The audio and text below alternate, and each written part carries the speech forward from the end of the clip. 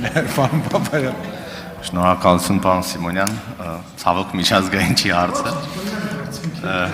Մեծարգո պարոն վարչապետ, կառավարության հարգարժան գործընկերներ, հարցս վերաբերվում է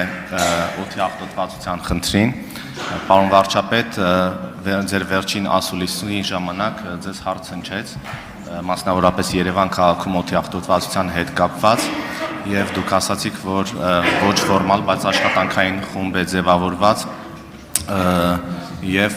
քննարկումներ, ուսումնասիրություններ են տեղի ունենում։ Ես կուզեի իմանալ, թե ինչ արդյունքներ կան, ինչ ցուցանիշներ կան եւ ինչ քայլերի հաջորդականություն է նախանշված այս խնդրի լուծման ուղղությամբ։ Շնորհակալություն։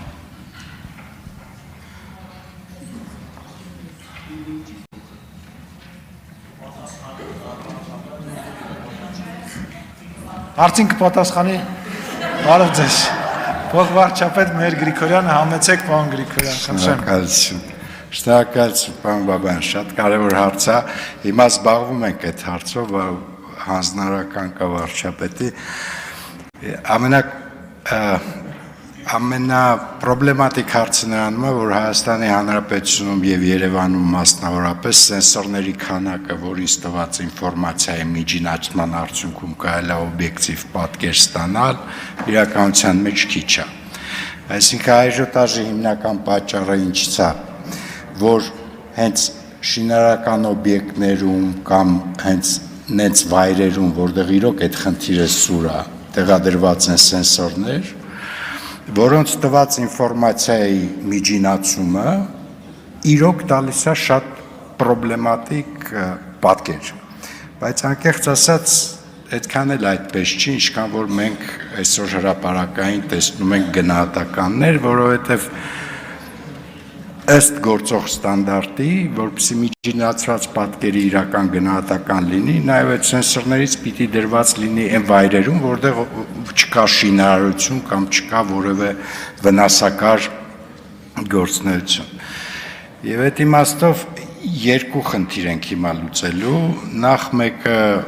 տեսչական մարմինների գործառույթի լավարկումն է, որպեսզի իրոք գործառույթը նպատակին հասցնի, եւ երկրորդը այնուամենայնիվ տեխնիկական հագեցվածության խնդիր կա, որը նույնպես պիտի լուծվի ու պիտի լուծվի ճիշտ քարտեզով, որպեսզի վերջո միջինացված պատկերը ճիշտ լինի եւ գնահատականները ճիշտ տրվեն։ Շնորհակալություն արձագանք։ Շնորհակալություն պարոն Գրիգորյան, իրականում ես էլ եմ ծանոթ այդ սենսորների ոչ բավարար լինելուն եւ նաեւ ոչ ճիշտ տեղերում տեղադրված լինելուն բարձրություն եւ այլն, բայց նաեւ այդ օդի աղտոտվածության մասին համապատասխան այդ աղմուկը, որ բարձրացել է, օբյեկտիվ հիմքեր ունի եւ դրա լուծման վերաբերյալ, այո, իհարկե տեղորոշումը ավելի լավ ստատիստիկա դատա ունենալը շատ կարեւոր է, բայց նաեւ լուծումների հետ կապված դրանք նույնպես հանրահայտ են, թե ինչ տեսակի լուծումներ պետք է լինի, թե խոնավեցման հետ կապված, թե ծառատունք եւ այլն, Երևան քաղաքի մասով, բայց մենք չմոռանանք, որ հանրապետության այլ տեղերում էլ կա նմանատիպ խնդիր, իհարկե գուցե ոչ կառուցապատման հետ կապված, բայց խնդիրներ առկա են, մասնավորապես ժամանակը չի բավականացնի, բայց ասեմ, որ